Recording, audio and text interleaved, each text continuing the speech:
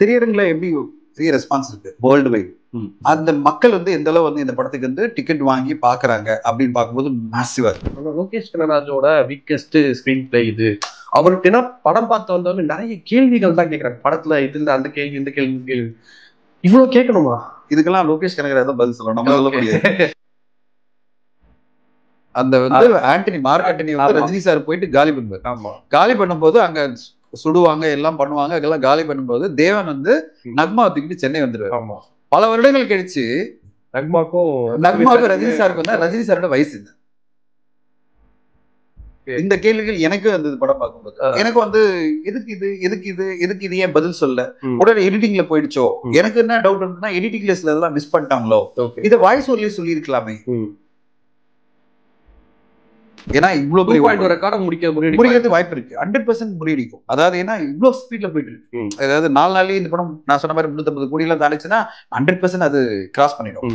நாங்க ரஜினி சாருக்காக படத்தை கொண்டாடுவோம், ஆனா ஒரு இயக்குனர் உங்களை கேள்வி கேட்போம். நீங்க சரியான பதில் சொல்லனா நான் உங்களை கேள்வி கேட்போம், உங்களை நாங்க கண்டிப்பா டார்கெட் பண்ணுவோம். ஏன்னா எங்க தலைவர் நல்லா பண்ணியிருக்காரு.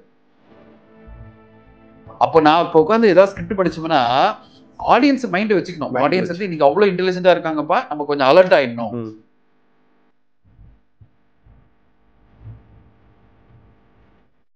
வணக்கம் சார். வணக்கம், எப்படி இருக்கீங்க? நல்லா இருக்கேன். ஓகே. கூலி நம்ம எல்லாருமே ரொம்ப எதிர்பார்த்த ஒரு படம் ரிலீஸ்க்கு முன்னாடி மிகப்பெரிய ஒரு வசூல் சாதனை எல்லாமே படம் பண்ணிடுச்சு. படம் ரிலீஸ்க்கு அப்புறம் ஒரு சில ரஜினி ஃபேன்ஸ் இந்த படத்தை ரொம்ப கொண்டாடுறாங்க. பட் ரொம்ப மிக்ஸ்டான ரிவ்யூஸும் ஒரு சைடு நெகட்டிவ் ரிவ்யூஸும் வருது. உங்களுக்கு படம் பார்த்தப்ப எப்படி இருந்துச்சு? இது பெரிய படங்களுக்கே இருக்கிற பெரிய பிரச்சனையா நான் பாக்குறேன். எல்லா பெரிய படங்களும் ஒரு 10 படம் நான் லிஸ்ட் அவுட் பண்ண முடியும். இந்த கடந்த வருஷம் ஆரம்பிச்சு ஓகே இந்த வருஷம் வரையும் பாத்தீங்கன்னா தமிழ் தெலுங்குல வந்து ஒரு 10 படங்கள் பெரிய படங்கள் வரும்போதே பெரிய பெரிய லெவல்ல எக்ஸ்பெக்டேஷன், பெரிய பெரிய லெவல்ல ட்ரோலிங், பெரிய பெரிய லெவல்ல டார்கெட்டிங், பெரிய பெரிய லெவல்ல வந்து ஏதாவது பப்ளிக்கே இறங்கி நின்று ஒரு படத்தை வந்து கிரிட்டிசைஸ் பண்ணிக்கிட்டு இருக்கிறது, சோஷியல் மீடியா கிடைச்சதுன்னு சொல்லிட்டு கண்டினியூஸா ட்வீட் பண்றது, இந்த ட்ரெண்ட் வந்து கடந்த 1.5-2 வருஷமா போயிட்டு இருக்கு. இப்ப இன்னும் அதிகமா போயிருக்கு. அதுதான் இப்ப நடந்துட்டு இருக்கு. இதெல்லாம் தாண்டி வசூல்ல இந்த படத்துக்கு எந்த பிரச்சனையுமே கிடையாது. வணிக ரீதியில ஒரு படம் எப்படி போகுது அப்படின்னு தான் நம்ம பார்க்கணும். ஒரு சினிமா இண்டஸ்ட்ரின்றது ஓகே ஆடியன்ஸ் எந்த அளவு திருப்தி படிச்சிச்சு, கிரிட்டிக்ஸ் எந்த அளவு திருப்தி படிச்சுட்டு 2 விஷயம் இருக்கு. ஆடியன்ஸும் கிரிட்டிக்ஸும் ஒரே ஆளா வச்சிங்க, ஒரு குரூப்பா வச்சிங்க. மிக முக்கியமான குரூப் என்னன்னா திரையரங்குல எப்படி பெரிய ரெஸ்பான்ஸ் இருக்கு வேர்ல்டு வைட். அந்த மக்கள் வந்து எந்த அளவு வந்து இந்த படத்துக்கு வந்து டிக்கெட் வாங்கி பாக்குறாங்க அப்படின்னு பார்க்கும்போது மேசிவா இருக்கு. அவங்க வந்து ஆல்ரெடி 151 crore ஃபர்ஸ்ட் டே அவங்க டிக்ளேர் பண்ணாங்க. இப்ப 2வது நாள் அவங்க டிக்ளேர் பண்ணுவாங்க. அது வந்து ஆல்மோஸ்ட் இண்டஸ்ட்ரியல் எஸ்டிமேட் என்னன்னா ஒரு 230 இருந்து 240 இருக்கலாம், மேபி 250 கூட இருக்கலாம். எக்ஸாக்ட் நம்பர் நமக்கு தெரியாது. ஆனா not less than ஒரு 230 கோடி, which is a phenomenal number. 240 வச்சிங்களேன், between 230 250னா ஒரு 240 நம்மளுக்கு ஒரு எஸ்டிமேட்டா வச்சிங்க, which is a phenomenal number for 2 days. ஓகேங்களா? அதாவது life time collection many film வந்து 240 250 கோடி தான் 2 நாள் அச்சீவ் பண்ணது. இந்த ரேஞ்சில் போச்சுன்னா இந்த படம் 4 நாள்ல 350 360 கோடி போய், அதாவது வீக்கெண்ட்ல, அதாவது நம்ம இன்னைக்கு சனிக்கிழமை பேசிட்டு சனி ஞாயிறுலாம் சேர்த்தீங்கன்னா ஒரு 350 360 கோடி பண்ணோம். லைஃப் டைம்ல எவ்வளவு பண்ணணும் நம்ம சொல்ல முடியாது, ஏன்னா செகண்ட் வீக்ல எப்படி சஸ்டெயின் ஆகுது பொறுத்து இருக்கு. ஆனா ஒரு 4 நாட்கள்ல 350 கோடி ஒரு தமிழ் சினிமா உலக லெவல்ல வசூல் பண்ண முடியும். இதுல ஒரு முக்கியமான விஷயம் என்னன்னா 2 நாள்ல ஓவர்சீஸ் கலெக்ஷன் மட்டுமே 100 கோடி. ஓவர்சீஸ்ல அப்ப எவ்வளவு ஆடியன்ஸ் வந்து ரெடியா இருக்காங்க, ஒரு பெரிய நடிகர் நடிச்ச படத்தை பார்க்கறதுக்கு எந்த அளவு ரெடியா இருக்காங்க, ரஜினி சாருடைய சாம் எந்த அளவு ஒர்க் ஆகுது.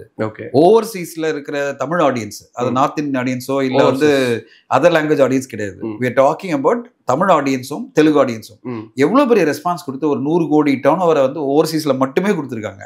இப்ப தமிழ்நாட்டுல ஒரு 50 கோடியை தாண்டி இருக்கும் 2 நாள்ல. இப்ப வந்து ஆந்திரால ஒரு 25 கோடி அப்படி எல்லாம் எடுத்தீங்கன்னா ஓவராலா நான் சொன்ன வந்து அந்த 230 240 கோடி பண்ணிருக்கலாம். இந்த கலெக்ஷன் ரெஸ்பான்ஸை பார்க்கும்போது ஒரு இண்டஸ்ட்ரியா செலிப்ரேஷனா இருக்கு. இண்டஸ்ட்ரி ஃபுல்லா திரையரங்கு இண்டஸ்ட்ரி, டிஸ்ட்ரிபியூட்டர்ஸ், இதுல டிஸ்ட்ரிபியூட்டர்ஸ் யாரும் கிடையாது. இது வந்து அவங்களே ஓனா ரிலீஸ் பண்ணதுதான். இதுல வந்து தெலுங்கு, கர்நாடகா, கேரளால வந்து டிஸ்ட்ரிபியூட்டர் வாங்கியிருந்தாங்க. பட் தமிழ்நாடு பொறுத்தவரைக்கும் அவங்களே ஓன் ரிலீஸ் தான் பண்ணாங்க. ஓவர்சீஸ்ல டிஸ்ட்ரிபியூட்டர்ஸ் எல்லாம் வாங்கியிருந்தாங்க. இப்ப அவங்களுக்கு எல்லாமே ஒரு பெரிய சந்தோஷம், இவ்வளவு பெரிய ஓப்பனிங் வந்துருச்சு, இவ்வளவு பெரிய கலெக்ஷன் அச்சீவ்மெண்ட் ஆயிடுச்சுன்னு. சோ படத்தை பத்தியான டாக் வந்து இப்போ வந்து ஒரு ஜெனரல் ஒரு பேட்டர்ன்லயே போயிட்டு இருக்கு. அந்த பேட்டர்ன் என்னன்னா ஒரு படத்தினுடைய ஒரு ஒரு எந்த மாதிரி ரெஸ்பான்ஸ் கொடுக்குறாங்க, நார்மலா ரெஸ்பான்ஸ் ரிவ்யூ எப்படி வருமோ அதை தாண்டி ஓவரா அட்டாக் பண்ற மூட்ல தான் பல பேர் இருக்காங்க. அட்டாக் பண்ணதுன்னா எந்த அளவு முடியுமோ அதுல இருக்கிற சின்ன சின்ன விஷயங்களும் எடுத்து பூதாகரமா பேசி அதை வந்து 10 தடவை நம்ம பேசி ஏதாவது வந்து ட்ரோலை கிரியேட் பண்ணணும், அந்த படத்துக்கு ஒரு நெகட்டிவிட்டி கிரியேட் பண்ணணுன்ற ஒரு டார்கெட்டட் அட்டாக் வந்து இன்னைக்கு வந்து இண்டஸ்ட்ரியினுடைய பேட்டர்னா மாறி போச்சு, நாம் ஆயிடுச்சு. ஓகே, இது வந்து பயமுறுத்துது இண்டஸ்ட்ரியை. நான் வந்து இது வந்து தக்லைஃப் இருக்கு நான் சொன்னேன், இண்டஸ்ட்ரியே பயமுறுத்துதுன்னு சொன்னேன் ஒரு இன்டர்வியூல. உங்களுக்கு சொன்னா தெரியாது, இது என்ன ஆக போகுதுன்னே தெரியல. பெரிய படங்களுக்கெல்லாம் வந்த ஒரு சாபக்கேடு மாதிரி, அதாவது பெரிய படங்கள் வந்தாலே போறோம் நான் அடிக்கிறதுக்கே ஒரு 1000 பேர் 10,000 பேர் ரெடியா இருப்பாங்க போல இருக்கு அப்படின்றது வந்து சினிமாக்கு நல்லது கிடையாது. சினிமாக்கு வந்து நீங்க ஒரு படத்தை பார்த்தீங்க, 200 ரூபாய் படத்தை பார்த்தீங்க, உங்களுக்கு பிடிச்சதா பிடிக்கல சொல்லிட்டு அதோட போயிட்டே இருக்கலாம். இப்ப என்ன பொறுத்தவரைக்கும் ஒரு படம் பார்த்தேன்னா எனக்கு பிடிச்சிருந்தது நான் சொல்ல போறேன், பிடிக்கலன்னா நான் சைலண்டா போயிட்டே இருப்பேன். அது ஓகே, 200 ரூபாய் தானே ஒரு எக்ஸ்பீரியன்ஸ். ஒரு படம் இவ்வளவு பிரம்மாண்டமான படைப்பு, ரஜினி சார் நடிச்சிருக்காரு, நான் படம் பார்த்தேன்னா அந்த இது எனக்கு சாட்டிஸ்ஃபை ஆச்சா, அதோட நான் போயிட்டு இருப்பேன். ஆனா இன்னைக்கு அந்த மாதிரி ஆடியன்ஸ் ரெடியா இல்ல. அவங்க வந்து அதை தாண்டி பயங்கர டிமாண்டிங்ல இருக்காங்க, பயங்கரமான அக்ரெசிவ்னஸை வந்து சோஷியல் மீடியால காமிக்கிறாங்க, வாட்ஸ்அப்ல காமிக்கிறாங்கன்றதெல்லாம் பெரிய சேலஞ்சா இண்டஸ்ட்ரிக்கு மாறிட்டு இருக்கிறது தான் என்னுடைய அப்சர்வேஷன் ஓவராலா. ஓகே சார், வழக்கமா வந்து ரஜினி சாரோட காம்பினேஷன், அந்த டைரக்டர் காம்பினேஷன் பெரிய எதிர்பார்ப்பு. அப்படிங்கும் போது லோகேஷ் கனகராஜ் கூட ரஜினி சார் பண்றாருங்கும் போது அதுக்கு அதோட எதிர்பார்ப்பு டபுள் மடங்கு அதிகமாயிடுச்சு. இன்ஃபேக்ட் வேட்டையை கம்பேர் பண்ணும்போது இந்த படத்துக்கு அதாவது இப்போ படம் முடிஞ்சு வெளியே, அதாவது ரஜினி சார் ஃபேன்ஸ் எல்லாமே படம் சூப்பரா இருக்கு, தலைவர் மூமெண்ட்ஸ் எங்களை என்ஜாய் பண்ற மாதிரி சொல்றாங்க. ஃபேமிலி ஆடியன்ஸால போக முடியல, படம் ஏ சர்டிபிகேட் அப்படிங்கிறதுனால. பட் அதை தாண்டி என்ன என்னாலுமே என்ன சொல்றேன்னா, லோகேஷ் கனகராஜோட வீக்கஸ்ட் ஸ்கிரீன் பிளே இது. அவர்கிட்ட என்ன படம் பார்த்து வந்தவங்க நிறைய கேள்விகள் தான் கேட்கறாங்க. படத்துல இதுல அந்த கேள்வி, இந்த கேள்வி, இந்த கேள்வி, இவ்வளவு கேட்கணுமா கேட்கிறேன். அது வந்து இதுல வந்து ஒரு கலெக்ஷன் பத்தி நான் சொல்லும்போது மிஸ் பண்ணிட்டேன். ஏ சர்டிபிகேட் படமே இவ்வளவு கலெக்ட் பண்ணுது, இது யூஏ இருந்தா என்ன இருக்கும் நினைச்சு பாருங்க. கண்டிப்பா இதுதான் ரஜினி சாருடைய சாமா பாக்க. ரஜினி சாருக்கு வந்து 50வது வருடம் இவ்வளவு பெரிய ஓப்பனிங் மக்கள் ஒன்று கொடுக்குறாங்கன்னா அப்ப எந்த அளவு எதிர்பார்ப்பு இருக்கு பாருங்க ஒரு படத்துக்கு. அட் த சேம் டைம் அது லோகேஷ் கனகராஜ் என்ற காம்பினேஷன் தான், நான் ஒத்துக்கிறேன். ரஜினி சாருக்குன்னு ஒரு ஓப்பனிங், மாபெரும் ஓப்பனிங். லோகேஷ் கனகராஜ் சேரும்போது அந்த ஓப்பனிங் இன்னும் பிரம்மாண்டமா மாறிடுச்சு. இது மட்டும் யூஏ இருந்ததுன்னா இதை தாண்டி கூட ஒரு கலெக்ஷன் பண்ணிருக்கலாம். இப்ப நான் சொல்ற நம்பர்ஸை விட ஒரு 20% எக்ஸ்ட்ரா பண்ணிருக்கலாம். ஏன்னா குழந்தைங்க எல்லாம் கூட்டு வந்திருப்பாங்க, எல்லாரும் பார்த்திருப்பாங்க. இப்ப நீங்க சொல்றீங்களே இவ்வளவு கேள்விகள் இருக்கு, இவ்வளவு இருக்குன்னு, இதுக்கெல்லாம் லோகேஷ் கனகராஜ் தான் பதில் சொல்லணும், நம்ம சொல்ல முடியாது.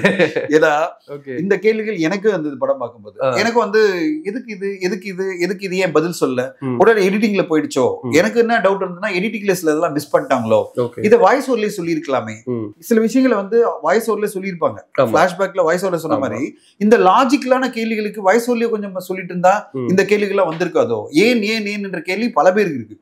இன்ஃபேக்ட் நான் பார்த்து அசந்துட்டேன். ஒருத்தர் வந்து ஒரு ரிவ்யூ கீழே என்ன போட்டிருந்தாரு, 17 கமெண்ட் கேட்டிருந்தாரு. ஆமா, இது ஏன் அப்படின்னு. பரத்ராஜனோட 17 கேள்வி வந்து கேட்டேன். என்ன சொன்னேன், என்னடா இது இவ்வளவு பேர் நின்றுட்டாங்களே. அப்புறம் நேத்து வந்து ஒரு ட்வீட்ல ஒருத்தர் போட்டிருந்தாரு, ஒரு 7 கேள்விகளை போட்டு அந்த 7 கேள்விகள் கேட்கிறாரு. ஆரம்பிக்கிறாரு. சுத்தியாசனுக்கும் ரஜினி சாருக்கு என்ன பிரச்சனை, எதுக்கு எடுத்த உடனே சுத்தியாசன் வந்து ரஜினி சாரை வெளில போக சொல்லுது, அதுக்கு என்ன தெரியும் இவரை பத்தி அப்படின்னு அங்கிருந்து கேள்வி ஆரம்பிச்சு 7 கேள்வி கேட்டிருக்காரு. அப்புறம் படிக்கும்போது ஆமா இல்ல அப்படின்னு நம்மளுக்கு தோணுது.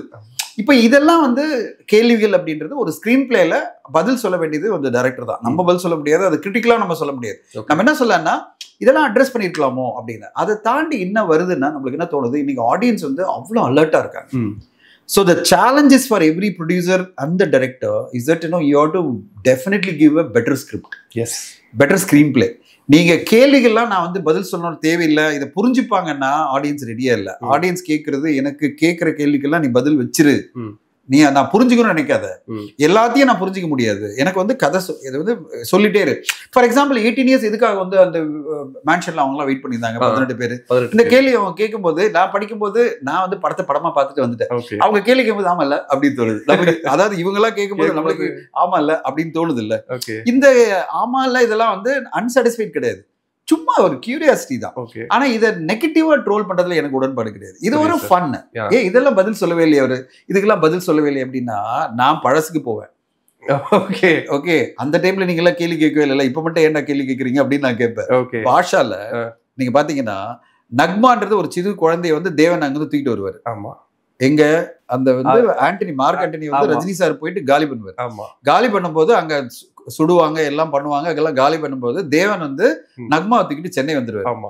பல வருடங்கள் கழிச்சு நக்மாவுக்கும் ரஜினி சாருக்கு வந்து ரஜினி சாரோட வயசு இல்லை. ஆமா, ஓகே, ஒரு பெரிய இதுதான். அது இப்போ வரைக்கும் இப்பதான் அதை கேட்க ஆரம்பிச்சாங்க ஒரு 5-6 வருஷமா. பாட்ஷா படத்துல இந்த கேள்வி நீங்க கேட்டீங்களா?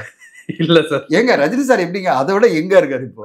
ஆமா, அந்த இதுல வந்து மார்க் ஆண்டனி வந்து 2 பேருமே ஒரே சேம் ஏஜ்ல இருப்பாங்க. தேவனா ஒரே ஏஜ் குரூப். தேவன் வளர்த்த பொண்ணு வந்து, ஆனா அதுக்கு ஒரு ஜஸ்டிபிகேஷன் என்ன சொல்லிட்டாங்க, அந்த பொண்ணு தான் இந்த பொண்ணு இல்ல அப்படின்ட்டு. எது ஓகே, அப்ப அது ஃபர்ஸ்ட் பொண்ணா இருக்கும் அப்படி இல்ல அந்த குழந்தை கிடையாது, இதை நாங்க சொல்லவே இல்லை அப்படின்னு ஒரு ஒருத்தர் வந்து சொன்னாங்க நடுவுல. எதுக்கு இந்த எக்ஸாம்பிள் சொல்லனா, அந்த காலத்துல சோசியல் மீடியா இல்லாத போது இந்த ஏன் என்ற கேள்விகள் அப்ப வரல. ஓகே, அப்ப படத்தை படமா பார்த்தோம். இப்ப பாட்ஷா படத்தை நம்ம பார்க்கும்போது பாட்ஷா அவர் வந்து எப்படி பண்ணாரு, அங்க வந்து ஒரு குழந்தை இருக்கு, அந்த குழந்தைய வந்து கடைசியில வந்து ஆண்டனி வந்து தேவன் கிட்ட கொடுத்துட்டு நீ எடுத்துட்டு போ காப்பாத்து இந்த பொண்ணை அப்படின்னு சொல்லி அமுச்சு விட்டாரு. அவர் அங்க இருந்த சொத்தெல்லாம் எடுத்துட்டு சென்னை வந்துட்டாரு. இங்க வந்து பாட்ஷா வந்து அவரை இது பண்ணிட்டு அவரை சாவடிக்கிற பண்ணிட்டு வந்துட்டாரு. இவர் அங்க தப்பிச்சு வந்துட்டாரு. ஏன்னா விஜயகுமார் சொல்ல நீ தப்பிச்சு போயிடு குழந்தைகளை காப்பாத்தணும். 20 வருஷம் கழிச்சு என்ன நடக்குது, நம்ம வந்து பல வருஷங்கள் கழிச்சு சொல்றாங்களோ, வருஷம் சொல்லல. ஆனா திடீர்னு பார்த்தா நக்மா வந்து தேவனுடைய பொண்ணா இருக்கா. இப்ப நம்ம தேவனுடைய பொண்ணு யாரு, அந்த குழந்தை தானே இந்த குழந்தை, நம்மளுக்கு ஒரு கன்ஃபியூஸ் வரும்போது அப்ப ரஜினி சார் வயசு என்ன, அப்போ 50 வயசு ஆகுது, 50 வயசு இப்படி வந்து இங்க லவ் பண்றாரு, இப்படி பல கேள்விகள். ஆனா ஏஜ் வைஸ் இருக்காது பாத்தீங்கன்னா, ஏன்னா அவர் உடனே இங்க வந்துட்டு இந்த குழந்தை இவ்வளவு இது பண்ணி இப்படி. நான் எதுக்கு சொல்ல வரேன்னா, இந்த கேள்விகள்லாம் அந்த காலத்துல நம்ம கேட்கல, அதுக்கு ஒரு லாஜிக்கலான ஒரு கேள்வி பதில் இருக்கலாம் அவங்க கிட்ட. என்னன்னா அந்த பொண்ணு தான் இந்த பொண்ணு எங்க நாங்க சொன்னோம் அப்படின்னு கூட சொல்லிடலாம்.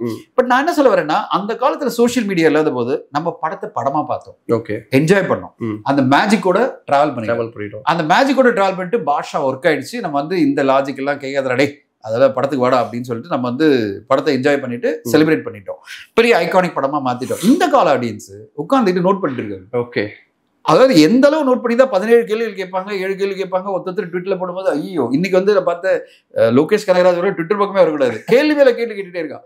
நான் பார்க்கும்போது நான் சோசியல் மீடியா பக்கம் போறதை விட்டேன். ஐயோ என்னடா இவ்வளவு கேள்வி கேட்கிறேன், நான் என்ஜாய் பண்ண படத்துக்கு இவ்வளவு கேள்விகளா. இப்ப நான் என்ஜாய் பண்ணி பார்த்தேன் Rajini சாருக்காக.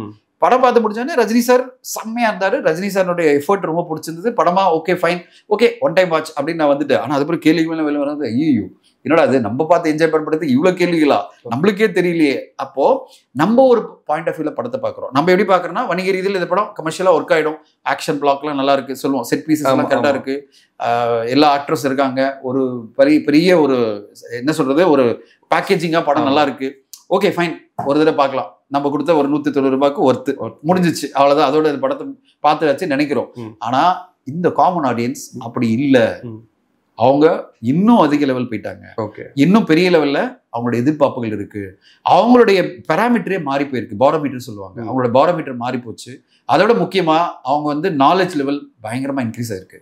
So hats up to the audience, they are very very very big today, they are very knowledgeable, they are very strong, they are questioning you, every set piece அவங்க क्वेश्चन பண்றாங்க, everything அவங்க கேள்வி கேக்குறாங்க. எதுக்கு 18 வருஷம் wait பண்ணாங்க, அப்ப 18 வருஷம் அந்த டைம்ல வந்து ஏன் வரல, அது 18 வருஷமா உள்ள உட்கார்ந்தவர் ஏன் எல்லாரும் 18 பேர் டான்ஸ் ஆடும்போது அவர் ஏன் வரல, இப்படின்னு 1008 கேள்வி இருக்கும்போது ஐயோ என்னடா அது ரொம்ப இருக்குது. அப்போ நான் இப்போ உட்காந்து ஏதாவது ஸ்கிரிப்ட் படிச்சோம்னா ஆடியன்ஸ் மைண்ட் வச்சுக்கணும், ஆடியன்ஸ் வந்து இன்னைக்கு அவ்வளவு இன்டெலிஜென்ட்டா இருக்காங்கப்பா, நம்ம கொஞ்சம் அலர்ட் ஆயிடணும்.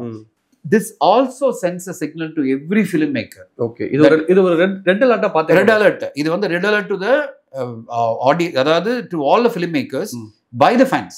Yes, நாங்க ரஜினி சாருக்காக படத்தை கொண்டாடுவோம், ஆனா ஒரு இயக்குனரை உங்களை கேள்வி கேட்போம், நீங்க சரியான பதில் சொல்லனா நான் உங்களை கேள்வி கேட்போம், உங்களை நாங்க கண்டிப்பா டார்கெட் பண்ணுவோம், ஏன்னா எங்க தலைவர் நல்லா பண்ணியிருக்காரு, நீங்க உங்க வேலையை சரியா பண்ணலன்ற மாதிரி உங்களை வச்சு செய்வாங்க. அப்போ இது வந்து இன்னவே it's good for the industry, where no every filmmaker now will be on a high alert. Yes, இதை உட்காந்துட்டு பெரிய லெவல்ல அவங்க அலர்ட்டா இனிமே படத்தை வந்து திருப்பி போட்டு பார்ப்பாங்க, லாஜிக்கல் லூப்போல்ஸ் இருக்கா இன்னொரு டீம் வச்சு பார்ப்பாங்க.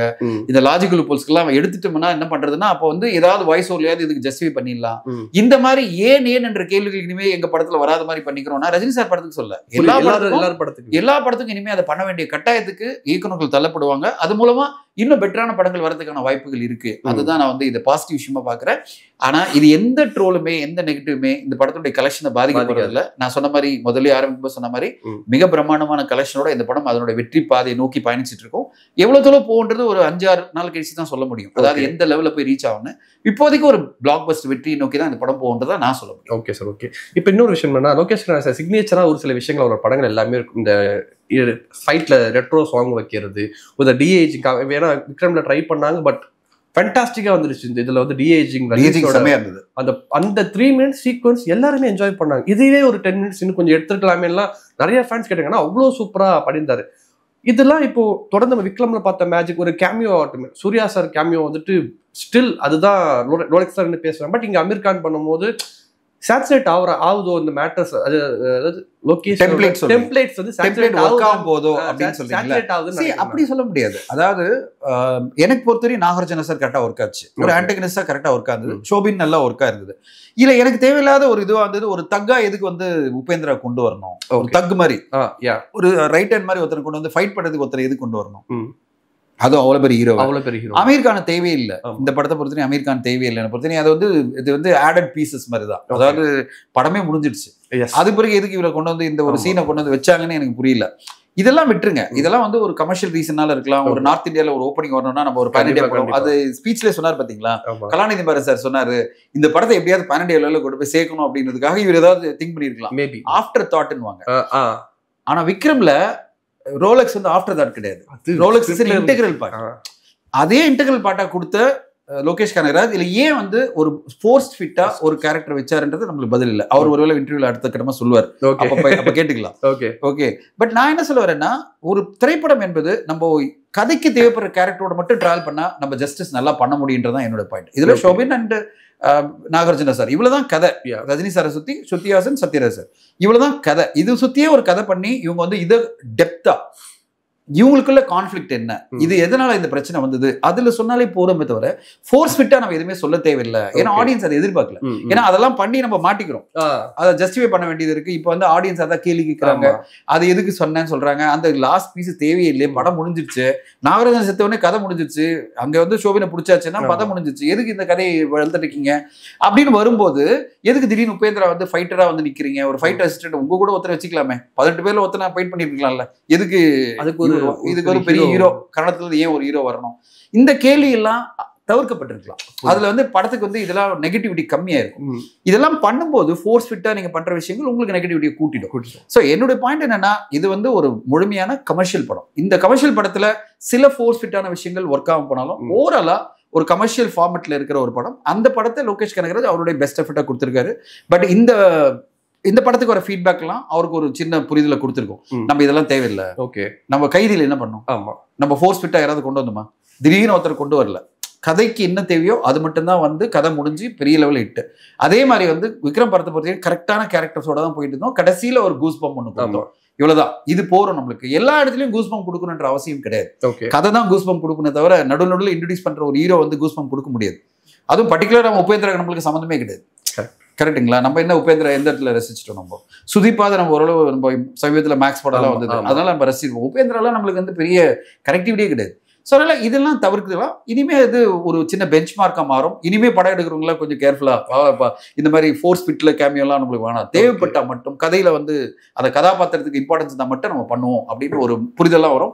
இன்னவே இந்த படம் வந்து பல விஷயங்களுக்கு சேஞ்சஸ்க்கு ஒரு பெஞ்ச் மார்க்காக மாறும் நான் எதிர்பார்க்குறேன். அந்த பெஞ்ச் மார்க் வந்து பாக்ஸ் ஆஃபீஸ் இவ்வளோ பெரிய பொட்டன்ஷியல் இருக்குன்ற ஒரு பெஞ்ச் மார்க், தமிழ் சினிமா இவ்வளோ பெரிய ஸ்கேல் அச்சீவ் பண்ண முடியுன்ற ஒரு bench mark, at the same time படங்கள்ல சில விஷயங்களை தவிர்க்கப்பட வேண்டியதுக்கு ஒரு பெஞ்ச் மார்க் இருக்கும். ஓகே சார், தொடர்ந்து கோலிவுட்டை பத்தி கேட்ட ஒரே கேள்வி, 1000 கோடி எந்த படம் அடிக்கும்? ஆல் ஹோப்ஸ் எல்லாருமே வந்துட்டு 50 இயர்ஸ் ஆஃப் ரஜினி சார் சொல்லும்போது கோலிவுட்ல 74 இயர்ஸ்ல இவர் தான் நமக்கு அந்த முதல் 1000 கோடி அந்த ஒரு விஷயத்தை நமக்கு பண்ண போறோம், அந்த கேர்ஸை ப்ரோக் பண்ண போது ரஜினி சார் தான் சொல்லிட்டு எல்லாருமே வெயிட் பண்ணோம். இப்ப கூலி 1000 கோடி அடிக்குமா சார்? இல்ல, இந்த தமிழ் சினிமால ஊடகங்களுக்கு இருக்கிற அந்த obsession on 1000 crore should go. சேலஞ்சா சொல்றேன். இந்த அப்சஷன் 1000 crore வர வேணாம். ஏதோ ஒரு இடத்துல ஒரு ப்ரொடியூசர் வந்து இப்ப பாத்தீங்கன்னா ஓப்பனா சொல்லனேன், கங்குவால இன்டர்வியூல அவர் கேட்டது என்ன, இந்த படம் 1000 crore அச்சீவ் பண்ணுமா சொல்லும்போது ஞானவேல் சார் சொன்ன ஒரே விஷயம், ஏன் 1000 crore ரெஸ்ட்ரிக்ட் பண்ணி 2000 கோடி சொல்லுங்களேன் அப்படின்னு சொன்னது ஒரு கிண்டலான வார்த்தை. அவர் வந்து இந்த படம் 2000 கோடி பண்ணணும்னு சொல்லல. அவர் வந்து சொன்னார், ஏன் உங்க மைண்ட் செட் இப்படி வச்சுக்கிறீங்க, 2000 கோடி வச்சுங்கன்னு ஒரு ஜோக்கா சொன்னதை பெஞ்ச் மார்க்கா வச்சுக்கிட்டாங்க. அன்னில இருந்து இன்னைக்கு வரையும் நான் பார்த்துட்டு இருக்கேன், ஒரு 1.5 வருஷமா இதே டிஸ்கஷன் போயிட்டு இருக்கு, 1000 crore அப்படின்னு. நான் வந்து பல இடங்களில் நான் கிளாரிஃபை பண்ணியிருக்கேன். நான் 1000 crore படம் பண்ண நான் சொன்னதே கிடையாது. நான் திருப்பி என்ன சொல்லுவேன்னா, 1000 crore பண்ணணும்னா நார்த் இந்தியாவில் மினிமம் 300 to 400 crore பண்ணாதான் 1000 crore பண்ண முடியும். ஓகே, நீங்க நார்த் இந்தியா கலெக்ஷனை வச்சுட்டு பேசுங்க. இப்போ இந்த படம் வந்து டெஃபினட்டா போற வேகத்துல ஒரு 600 கோடி 700 கோடியே சவுத் ஓவர்சீஸ்ல பண்ணிடும். ஓகே, நார்த் இந்தியாவில் எவ்வளவு பண்ணும்? இப்போ நார்த் இந்தியா பாத்தீங்கன்னா ஃபர்ஸ்ட் 2 டேஸ்ல இந்த படம் வந்து 12 கோடி மேல பண்ணல, 10-12 கோடி பண்ணல. ஓகே, இப்போ நம்மளுக்கு இருக்கிற டார்கெட் எவ்வளவு? 300 crores, இன்னும் 400 crores பண்ண முடியுமா? அப்ப நம்ம எந்த பெஞ்ச் மார்க் வச்சுக்கணும் நம்ம? அப்ப நம்மளுக்கு தேவை என்னன்னா, தமிழ் சினிமால இதுவரையும் பெஞ்ச் மார்க்கா தமிழ் சினிமா பேசுறது பாத்தீங்கன்னா 2.0 சொல்லுவாங்க. அதாவது 617 620 கோடி சொல்லுவாங்க. மேபி லியோ வந்து நிறைய கூட பண்ணிருக்கலாம், 620 அப்படி கூட பண்ணிருக்கலாம், நமக்கு தெரியாது எக்ஸாக்ட். இப்போ இதை தாண்டி இந்த படம் பண்ணுவான்னு கேட்டீங்கன்னா பண்றதுக்கு பெரிய வாய்ப்பு இருக்கு. ஓகே, ஏன்னா இவ்வளவு பெரிய ரெக்கார்ட முடியாது வாய்ப்பு இருக்கு. 100% முறியடிக்கும். அதாவது ஏன்னா இவ்வளவு ஸ்பீட்ல போயிட்டு இருக்கு. அதாவது 4 நாள்லயே இந்த படம் நான் சொன்ன மாதிரி 350 கோடி எல்லாம் தாண்டிச்சுன்னா 100% அது கிராஸ் பண்ணிடும். அப்போ அதுக்கு மேல எவ்வளவு பண்ணுன்றது நார்த்தை பொறுத்துதான் இருக்கு. நார்த் வந்து இப்போ கொஞ்சம் மொமெண்டம் வந்துட்டு இருக்கு. அதனால வந்த பிறகுதான் நம்மளுக்கு தெரியும் வந்து அது வந்து 300 கோடி எட்ட முடியுமா. நான் 300 கோடி சொல்ல, ஒரு 250 கோடி பண்ணா கூட 1000 crore ஒரு பாசிபிலிட்டி இருக்கு. ஓகே, நம்ம இங்க ஒரு 850 பண்ணிட்டோம், அங்க ஒரு 6, இங்க ஒரு 750 பண்ணி அங்க ஒரு 250 பண்ணாலும் நம்ம வந்து பண்ணிடலாம். இங்க இது வந்து புஷ் பண்ணி 700 crore போறதுக்கு வாய்ப்பு இருக்கு. ஆனா நார்த்னு ஒண்ணு வரணும் நம்மளுக்கு. ஓகே, அது வரும்போது தான் நம்ம பேச முடியும். அது இப்ப சொல்ல முடியாது. நம்ம வந்து ஒரு 4 நாள் கழிச்சு நம்மளால சொல்ல முடியும். நார்த் இந்தியா இப்ப இருக்கிற அந்த 12 crore தான் வந்திருக்கு 2 நாள்னா இது எவ்வளவு போய் நிற்கும். ஓகே, அந்த ரேஞ்ச் வந்து தான் நம்ம 1000 crore பத்தி பேச முடியும். சோ நம்ம ஜெனரலா எல்லாரும் 1000 அப்படின்னு இந்த மீடியாக்கள் அப்சஷனை ஸ்டாப் பண்ணியாகும். நீங்க எப்படி பேசுறேன்னா, சார் இண்டஸ்ட்ரிட்டா மாறுமா, எவ்வளவு தூரம் இண்டஸ்ட்ரிட்டா மாறும், இது எவ்வளவு தூரம் போறதுக்கு வாய்ப்பு இருக்குன்னு கேட்டீங்கன்னா அது லாஜிக்கல் எக்ஸ்டென்ஷன். அந்த லாஜிக்கல போகும்போது இந்த படம் எனக்கு இண்டஸ்ட்ரிட்டா மாறுன்றதுல 100% கான்ஃபிடன்ஸ். அதாவது இதுவரையும் வந்த எல்லா கலெக்ஷனை விட தமிழ் சினிமால ஹையஸ்ட் லெவல் கலெக்ஷன் இந்த படம் பண்றதுக்கான வாய்ப்புகள் மிக அதிகம். ஓகே, அந்த எல்லா இதுவும் இதுவரையும் பண்ற நம்பர்ஸ் அதை தான் காமிக்குது நம்மளுக்கு. ஓகே, அது மாதிரி. ஆமா, ஓகே, 1000 கோடி கேள்வி கேட்க வேண்டாம். 1000 கோடி யாருமே ஊடகத்தில் கேட்காதீங்கன்ற. நீங்க என்ன சொல்லணும்னா இண்டஸ்ட்ரி நம்ம பொறுத்தரையும் அடுத்தடுத்துல இண்டஸ்ட்ரி தான். இப்ப நான் ஒன்னே கேட்கிறேன், கிரிக்கெட்ல இருக்கிறவங்க வந்து நம்ம நினைப்போம் சச்சின் டெண்டுல்கர் ரெக்கார்டை நம்ம பீட் பண்ணுவோமா? அதானே பேசுறோம். நம்ம வந்து 500 ரன் ஒருத்தர் ஹீரோ அடிப்பாரா கிரிக்கெட்டர் அப்படின்னு நம்ம ஏதாவது பேசிருக்கோம்? இல்ல 400 ரன் அடிப்பாரா, 400 ரன் வந்து ஒரு கிரிக்கெட் மேட்ச் டெஸ்ட் மேட்ச்ல ஒருத்தர் அடிப்பாரா நம்ம ஏதாவது கேட்டிருக்கோமா? இல்ல. நம்ம என்ன கேட்டிருக்கோம், ஹையஸ்ட் இதுவரை வந்து 290 ரன்ஸ் ஒருத்தர் ஹீரோ ஒரு பேட்ஸ்மேன் எடுத்திருக்காருன்னா அவர் அதை பீட் பண்ணுவாரா? கண்டிப்பா. சச்சினோட ரெக்கார்டை பீட் பண்ணுவாரா சொல்லுவோம்ல. ஆமா. ஏன் அதை மட்டும் நம்ம பேச மாட்டேன்றோம்?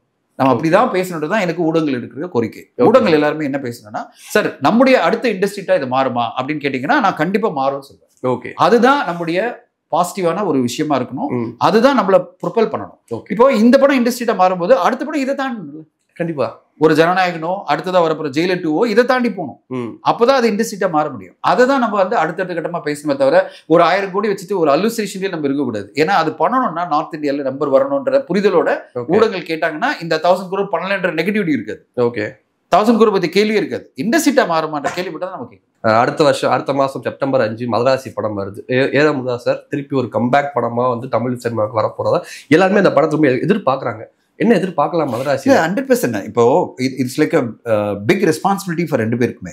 ஒன்னு வந்து முருகதாஸ் சாருக்கு வந்து ஒரு பெரிய ரெஸ்பான்சிபிலிட்டி. ஏன்னா அவருக்கு வந்து சிக்கந்தர் படம் வந்து பெருசா போலன்னு அவர் படமே இல்ல, அவரே சொல்லிட்டாரு இது என் படமா வரல அப்படின்ட்டாரு. அப்போ எல்லாரோட எதிர்பார்ப்பும் அவர் பேர்ல இருக்கு. அடுத்தது அவர் சொன்ன ஒரு ஸ்டேட்மெண்ட் வந்து ஒரு பாசிட்டிவான ஓப்ப கொடுக்குது. இது வந்து ஒரு துப்பாக்கி அண்ட் கஜினி மாதிரி ஒரு படமா இருக்கும் அப்படின்ட்டு. அப்போ ஒரு டெம்ப்ளேட்டா எதிர்பார்ப்பு பெருசாயிடுச்சு, இந்த படம் வந்து நல்லா வரும் அப்படின்னு. ரெண்டாவது முருகதாஸ் சார் வந்து ஒரு ஃபேண்டாஸ்டிக் கமர்ஷியல் டைரக்டர். அதனால அவர் டெஃபினட்டா ஒரு ஷோ ஷாட் கொடுப்பாருன்ற நம்பிக்கை எல்லாருக்கும் இருக்கு. அமரனுக்கு பிறகு அடுத்த ஸ்கேல் அப் பண்றதுக்கு தான் இது வந்து பெரிய வாய்ப்பு சிவகார்த்திகேயன் அவர்கள். அமரன் படம் ஒரு பெரிய 330 crore பண்ணிருக்குன்னா அவர் அடுத்த கட்டம் 400 கோடி பண்ணணும். 400 கோடி பண்ணா இந்த படம் தான் அவர் பண்ணணும். இப்போ அடுத்த படம் பண்ணணும் சொல்ல முடியாது, இந்த படம் பண்ணணும். அப்போ அவருடைய பெஞ்ச் மார்க்கும் பெருசா இருக்கு. அப்போ இண்டஸ்ட்ரி ஃபுல்லா எதிர்பார்க்கறதே செப்டம்பர் 5ஆம் தேதி ஒரு பெரிய ஹிட் வரும் அந்த நம்பிக்கையில தான் எல்லாரும் காத்துட்டு இருக்காங்க. அதுவும் பர்டிகுலரா இந்த படத்தோட ஓப்பனிங் ஒரு நம்பிக்கை கொடுக்குது. இவ்வளவு பெரிய ஓப்பனிங் எல்லாம் வருதுன்னா அப்ப இண்டஸ்ட்ரியில அவ்வளவு பொட்டன்ஷியல் இருக்கு.